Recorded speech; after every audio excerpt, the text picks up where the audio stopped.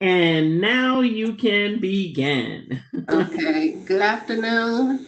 I am Victoria Wright. I am a senior certification officer with the Department of Procurement Services. I did peek at the participant list and I see so many names that are familiar to me and actually some files that I just completed recently. So I'm glad to see that people are coming in to see what happens after you complete certification. So I do actually audit files for the people who don't know. I do review files. I am a senior officer, so I have completed some files for people who are actually listening. Um, so the first thing on the first slide is, and the most important thing, once you are certified, is to market, advertise, and to build relationships. I can't stress that enough because people always ask, what are they supposed to do after they get the certification? And I always try to tell people to network as much as possible. I know right now is a bad time with the pandemic and we're not able to do face-to-face networking, but so many agencies have events that you have to attend if you want to be known to the people who you want to do business with. So I have to stress all the time is to market yourself, network, attend contract and business events. Your goal is is try to get a face-to-face meeting with whichever agency or person that you want to do business with. And more importantly, with a face-to-face meeting is that you have to be there on time. You have to be prepared. I can't stress enough that you should know more about the agency or the contract that you want before you get there. So if it's an agency that you want to do business with, you need to be doing research on that business. If whatever it is you're selling, if they purchase that item or service, you need to know, did the contract end already? Will it end soon? What was in the previous contract? So you should be able to do your research, and I'm going to talk about ways to do your research as we go along. So the first thing is when you walk in or when you meet people is you need to have a good business card.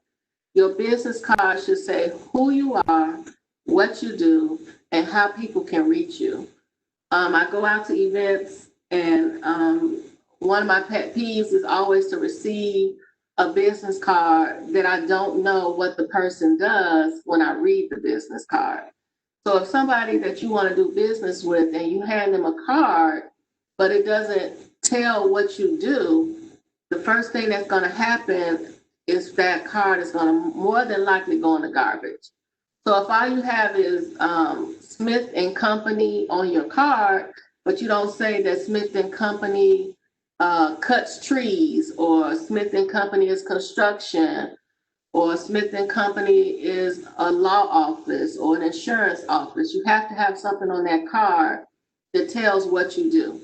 It should have a phone number. It should have an email address. I know now everybody doesn't want to have an address on their business card, but you should have a phone number, a working phone number, and an email address so people can reach you. Even more important is to create a capability statement. And you can do a Google search for capability statement, and there are all different formats for capability statements. The two on the screen are just examples. If you just started and you're a startup company, you could do a capability statement just one page. But if you're a company that has been in business for a long time, or you provide lots of different services, it could be a two-page capability statement. I've seen capability statements that are in book form. Why they're in book form? Because sometimes you want to show pictures. If you're not a graphic person, then you could take it to Staples or Office Max and ask them to print it out for you, ask them to design it for you, and let them print it out on shiny paper, nice paper, just so it looks professional. I always tell construction companies or companies that actually produce something, take pictures of the work that you've done. Take pictures of completed construction projects, or if you do painting, or if you do floors, or if you sell furniture, take pictures of those things and put those pictures on the capability statement. And of course, how to reach you should also be on the capability statement. Whenever I go to a more professional type of event, trust me, the people with the capability statements get more attention than if you just have a business card. If all you can afford is a business card, that's fine. But if you can create one at home on your computer, so many computers have software where you can build one yourself. Like I said, if not, take it to Staples or Office Max and ask them to create it for you. Utilize all your resources. So check websites, sign up for online notifications, and attend workshops. So if you plan on doing work with whatever agency you're trying to do work with, go to their website. Find the information regarding contracts, procurement. What is their process? You have to know the process before you get started. Sign up for alerts. I'm almost sure that everybody on this workshop is already receiving DPS alerts, but you should check for the other agencies to see if they have alerts.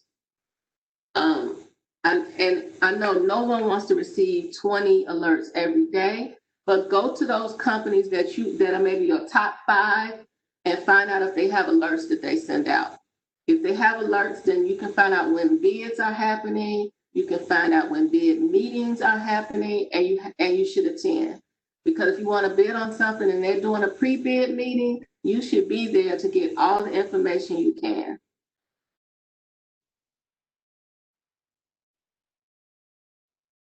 So our resources with the City of Chicago includes our buy-in plan, our DPS alerts, the workshops that we are now providing virtually. We have over 15 different classes taught here at DPS.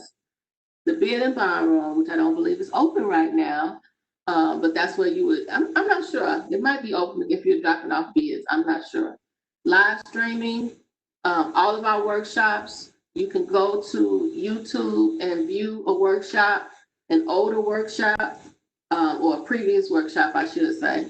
And you can still, if you missed one, you can still watch it or listen to it. The Small Business Center. Certification intake consultant helps with certification applications. Okay. We don't have that room anymore, but that was in BACP, which is down the hall from us. They are also a very good resource for startup companies. I couldn't stress enough that you should check out Business Affairs and Consumer Protection. They have information, a free lawyer information. They have money on grants for small businesses and startups. They can help people decide if they want to be an LLC or a corporation. So those are all the resources that are available to you through the City of Chicago. So DPS website is a wealth of information of anything you need to know about doing business with the City of Chicago. There's actually a workshop of how to navigate the DPS website, because sometimes it gets difficult to find things. You might have to click more than one time to find information. So I do recommend taking the class for how to navigate the DPS website. So on our website, we have most recent news. We have information about what we do, considering for certification, compliance, and contract information. What kind of contract information? There are documents that you need before you win a contract and after you win a contract. We have supporting information. Supporting information can include the rules and regulations for certification. A lot of times people start filling out our application and they have not read the rules and regs. I can't stress enough that you should do that. And if you're already certified, that you keep up with all new rules and regs. If you just go on there and see if anything has changed, because we do change the date every time the rules and regs are changed. City data, that is a database for all city departments. And like I said, rules and regulations for not just certification, for compliance as well. So here we are, what we do in the breakdown, auctions. I'm sure most of you didn't know that the Department of Procurement Services does an auction of equipment and materials that is in surplus or that the city departments are not using. So it's kind of fun just to go in there and see what it is that they have for sale. You can find old city signs, you might find old typewriters, old the mouse for the computer, telephones, and they do auction those things off. Contract administration, debarred firms and debarred individuals. So I'm sure it won't happen to any of you on this call, but if you get debarred or decertified, we do put your name on a list, and that's so that anybody looking for a certified firm can make sure that you are still approved and that you're not on the department list. Diversity credit, capacity building, and small business programs. I'm going to talk about that a little bit later in the presentation. Events and outreach are all on our website, so anything that's going on in the department, as well as other agencies, we do list that information, as well as on the DPS alerts. We keep a directory. So once you are certified, your name goes in a directory. Why do you want the name in a directory? And this is, we have a directory for DBE, ACDBE, as well as the local program, which is MBE, WBE, BEPD, and now VBE. We do that because if there's a prime contractor in the city and they're looking for someone to do light bulbs, and they say they can't find anyone to do light bulbs, we're going to direct them to this directory. And so as long as your name is in there and you are in approved status, they can use you as a subcontractor. So it's a good thing that once you are certified, you're put into the directory. Excuse me. The Procurement Reform Task Force, that's a agency group that works together to keep all of our procurement rules and regs very similar. We try to work together so that everybody's doing the same thing, and that information is updated by our Public Information Office. Rules and regs and ordinances and e-procurement. So I'm going to talk about those things a little bit further down. What is e-procurement? So e-procurement is an advancement to business to government that applies digital technology to the acquisition of goods and services. So basically, we're trying to become paperless. So the portal is for vendors. iSupplier will be full service resource for vendors and those interested in doing business with the city of Chicago. This tool will allow users to respond to bids, RFPs, RFQs, everything online. You can view and track your payments, your invoices online, and electronic submission of invoices. So basically, we are the contract side is going paperless with e-procurement, just like certification went paperless with B2G now. So we try to keep everything in a secured online space, and e-procurement is rolling out more and more every day. I can't stress more enough that you need to read instructions carefully. We understand that government solicitations for bids, proposals, and qualifications contain a lot of information and may have mandatory forms to complete. However, non-responsive bids must be rejected. Rejected bids increase the cost of work to the city and may result in your firm not getting the contract. So before you even start the process of doing a bid, someone in your office needs to read all the directions carefully. It can go down to a penny, $1. If you didn't calculate something right, you could lose a bid. If your address is wrong, you could lose a bid. If your phone number is wrong, if you didn't calculate how many items, or if you didn't read how many items an agency needs to buy and you calculate it wrong, that could take your bid out. So I can't stress enough to read all the instructions carefully before you bid. First of all, people who have been doing this longer than you possibly, they have more of an advantage because they know what to do. So if you don't know what to do, that should make sure that you read everything carefully before you bid. Have all your facts correct. Just like I said, the telephone number, your email address, the telephone number and email address of the procurement staff assigned to your solicitation is listed in the bid opportunity list. Always refer to this person with questions. So when a DPS alert goes out on Monday with the bid opportunity list, you can click into the bid opportunity list, and as you're reading everything that's out for bid at that moment, it'll have a contact person in the bid opportunity list. You can contact that person with questions. They might not be able to answer all of your questions because they don't want to give you a heads up before everyone else has to bid, but they'll answer as many questions as they can for you regarding the bid. If there's a pre-bid meeting, you should attend the pre-bid meeting. We usually have pre-bid meetings for construction. I'm assuming they're still having pre-bid meetings, but probably virtually. Make sure you know when the solicitation is due. The date and time is important. If it says it's due at 11 o'clock, do not show up at 11:05. Do not show up at 11:01 because they will not accept the bid. So you have to be on time. If it says 11 o'clock, you should just put in your head that it's due at 10:45. Missing information can disqualify your bid.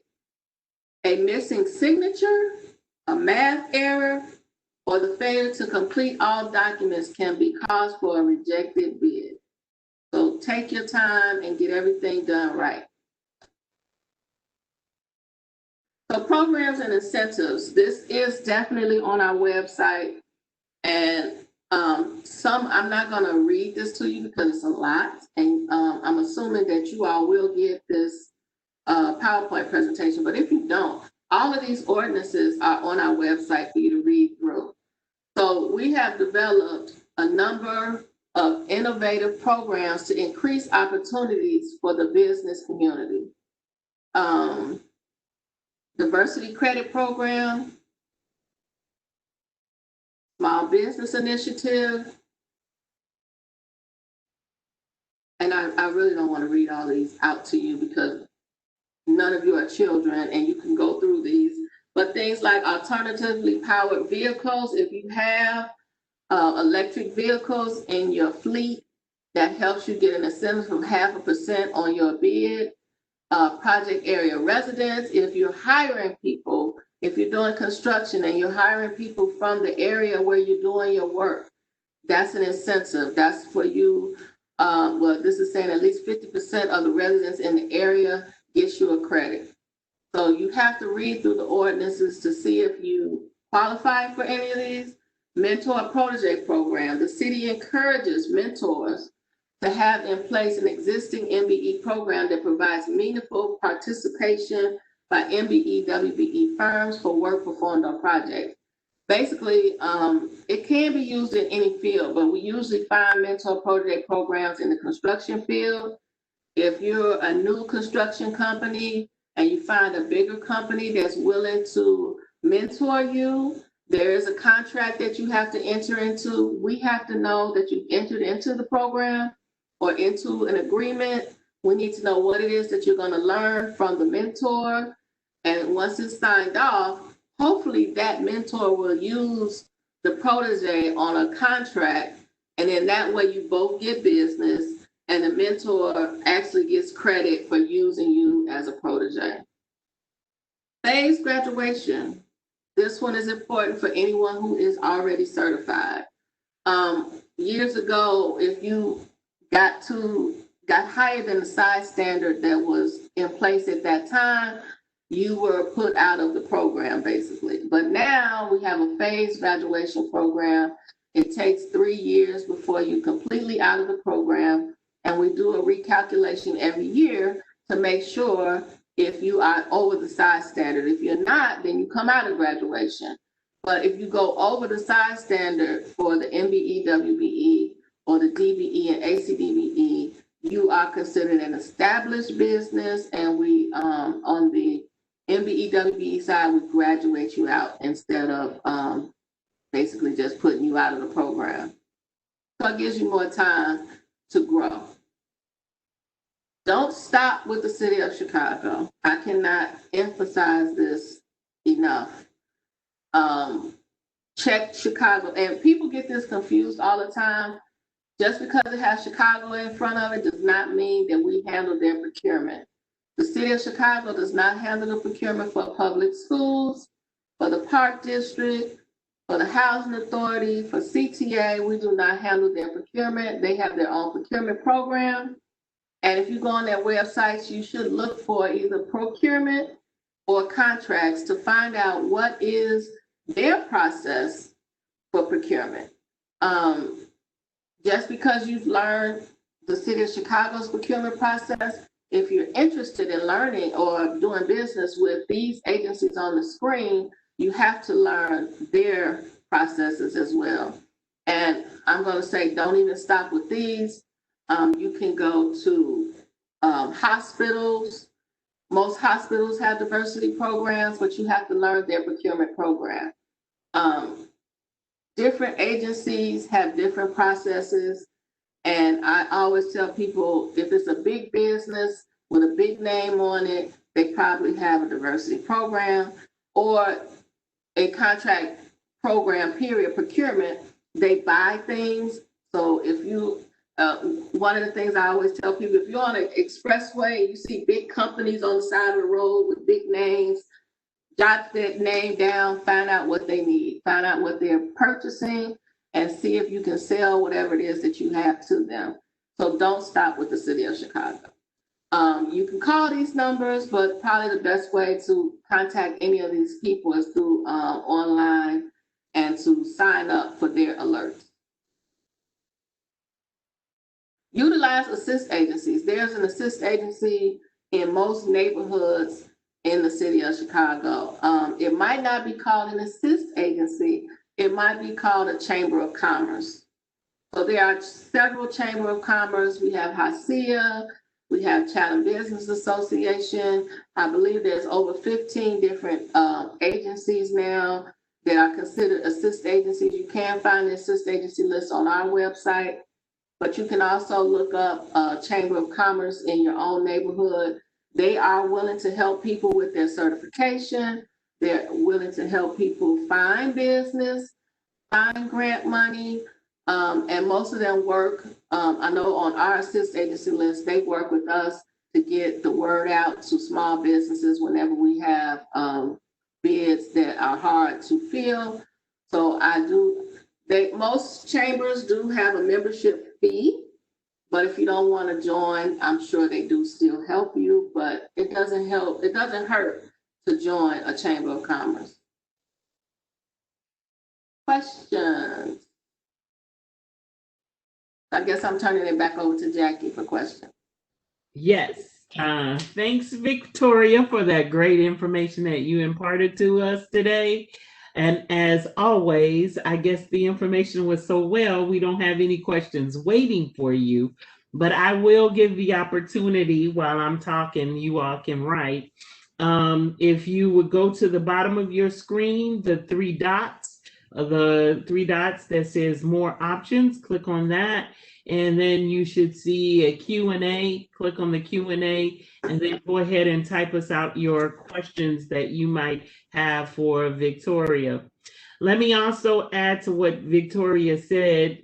She was talking about the assist agency list, and you can find the assist agency list as well in that consolidated buying guide. So if you go into the consolidated buying guide and you flip to the back of the guide, I think the last 2 or 3 pages are the information for all of our assist agencies that we have. We also have quite a few topics that Victoria pointed out to you. We also have workshops on those topics, such as the incentives and programs. There is a DPS incentive and programs workshop.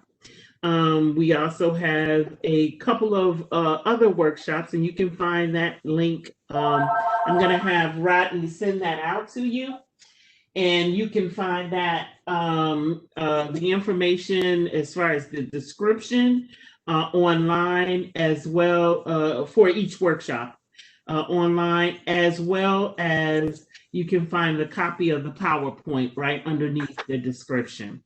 We do have a question for you, Victoria. So I'm going to ask it now. Give me just a second.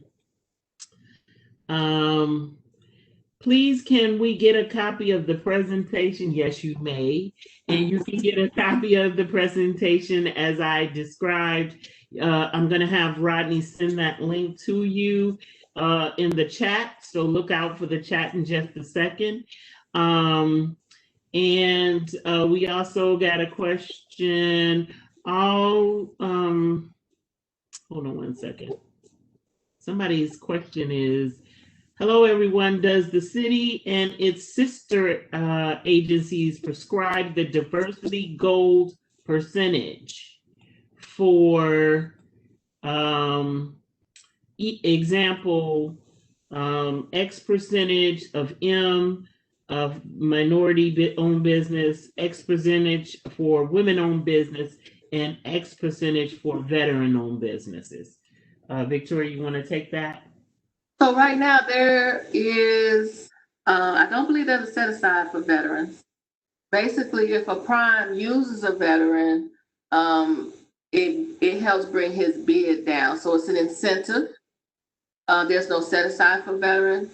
I believe right now the set aside for MBE is 26 and 6. So 26 for M and 6 for W.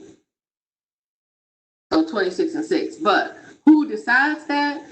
The departments for the city of Chicago work with our office to decide if they're going to put a set aside on the contract.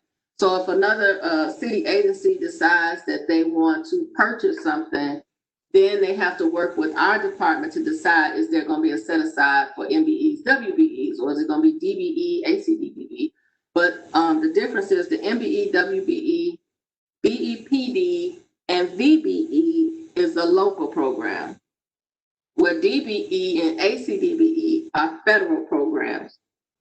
The federal programs are basically the airport, CTA, the railroad, that type of work, or whatever services or items that the federal government needs.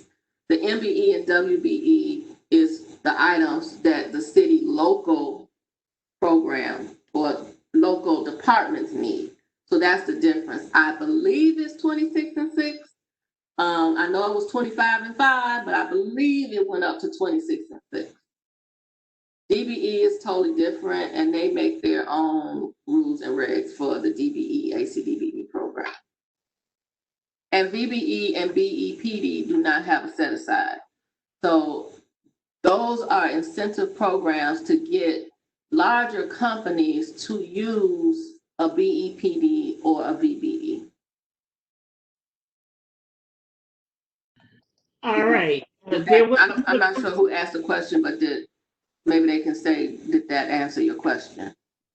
Okay, I will get that in just a second. There also was a question. Do you know if all open bids are can be emailed, or if there's some kind of daily process for all open bids? So the DPS alert goes out every Monday. Those are all the bids that are actually on the street and are available for you to bid on. Each bid has a date that you have to reply. So this Monday, I believe a DPS alert went out. The bid opportunity list was inside. Yeah, it did. But what they're asking is there anything that's on a daily basis? No. Well, okay. You know, Jackie, we don't send anything out daily. We send it out weekly because we try to get the information and make it as up to date as possible. So we send it out weekly. Okay. Now the buy-in plan that goes out quarterly. Yeah, they not quarterly for daily. So that answers, you answered the question. I didn't know if it was anywhere daily where they could get any information.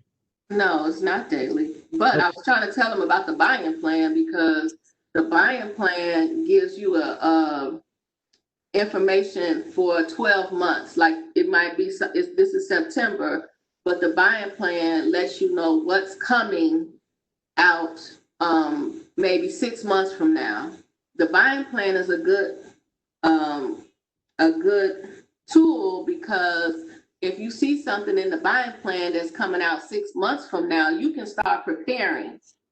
And then once it gets closer to that 6-month mark, when the bid opportunity list comes, then you should be looking for it. And it can move, the dates can move, but it's good to be prepared for when it's something might be coming out 3 months from now. Something could be coming out 6 months from now or 12 months. That way you can prepare and you will know when you should start looking for something. If it tells you that it's coming out in the first quarter of 2021, you should be checking the bid opportunity list in that time to see if it's actually on the street. And yes, the bid opportunity list only comes out weekly. And someone asked the question about bids, actual bids. Open bids are mostly for construction. How and when would there be open bids for accounting and auditing? And I would just add that that's based upon need. So that's why a bid goes out for need. But if you want to go ahead and elaborate on that, Victoria, you can go ahead. So yeah, basically what Jackie said, we don't know when a particular field or service or item is going to come out because it's all based on the city department. If tomorrow Department of Planning decides that they need an outside accounting to do a special audit, then they would contact us. They would work with us to build a bid, but it's always up to the department. So we don't know when or what a city department is going to ask for. So we can never tell you when an accounting bid is going to come out. We don't know when a painting contract is going to come out. We don't know because everything is based on the city department. And the next question, I guess it's kind of for me. Basically, the person is asking, how do you connect the prime contractors that might want to contract with a minority goal? And the answer to your question is a good one, and this gives us a second for promo, because we have two large events every year. One is the Construction Summit, and one is the Vendor Fair. Now, we do have other events, and we will have other new events coming out as well. But those are two events you can kind of stake your stakes in. Every year we do have those events. The Construction Summit is in February, and the Vendor Fair generally is in July. But due to COVID-19, we didn't have an in-person vendor fair, but we will be having a virtual vendor fair coming up very soon. So that is why it is strictly important to get on that DPS alerts email so that you're able to get that information and you know when it is. But you'll be seeing more promotions coming out very, very soon about the dates for that. Let me just say, at those two events, to answer your question, we have matching opportunities. The virtual one is going to be a little difficult, but the actual live events, when we have them, they give you the opportunity to go through our match process and match up with prime contractors, subcontractors, in events like this and others where two smaller vendors team up and go to a prime contractor if you choose to do so as well. The opportunity for that is there as well. So if you are interested, I say sign up for those things, and you will be given information about how you can participate. And we do have an aspect of that event where you'll be able to check a box that you want to network with other prime contractors that need help in certain areas, and we will display those lists to each person so that you're able to get in contact with them via email. So if you would put all of your questions in Q&A so that we can see if there are any more questions for Victoria. So if you would put your questions in Q&A, please don't use the chat area.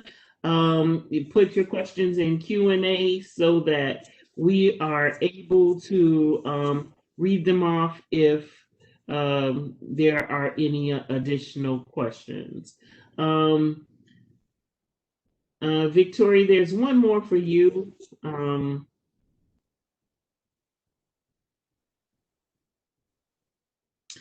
The question is, the person says, I'm a DBE, WBE, ACDBE, and BEP certified as licensed terminal operator, allowed to place VGT in licensed locations. I realize I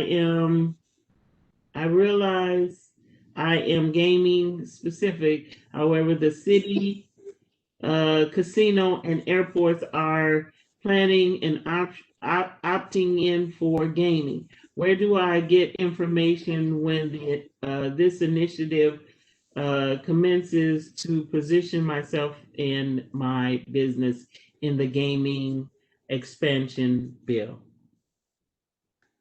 Well, first of all, gaming hasn't been approved in the city of Chicago, which I hate to say it, it could take a while because pandemic is first and foremost on the mayor's desk right now and the city budget. So I probably couldn't answer that question right now because we don't know when the casino is going to be approved. Unfortunately, it might be handled not even by the city, or it might be handled by the city and the state, because I'm pretty sure the governor would have to be involved. So if anything, you would have to stay on our DPS alerts. Mm-hmm. And I'm pretty sure the state has alerts. That's the CMS, Central Management Services alert system, and find out when that's going to happen. It's just that I don't think that's going to be something that happens immediately. So I'm not sure what it is that you're certified in. I don't want to close I'm assuming you all can still see my PowerPoint. I'm not sure what else you're certified in, but yeah. I would try to maybe use your NAICS codes and your certification for something else other than casino until the casino is actually approved. And I will put an all call out right now to see if there are any additional questions that anyone may have for Victoria. She said, thank you. That was great. Okay. If there are any additional questions, please let me know now through the Q&A. If you have a question for Victoria at all, please let me know because we will be wrapping this up right now. I want to thank Victoria so much for all of that information. As always, she imparts great information to our participants. And I also would like to thank the participants for spending some time with us this afternoon. We say to you, stay safe, be well, and wash your hands, social distance, wear your mask, and we shall see you soon in City Hall as soon as we can. Also, watch out for the DPS alerts because we have some great things coming up. So you want to make sure that you're in on it and able to register. Thank you so much and have a great rest of your afternoon. Take care and we will see you soon.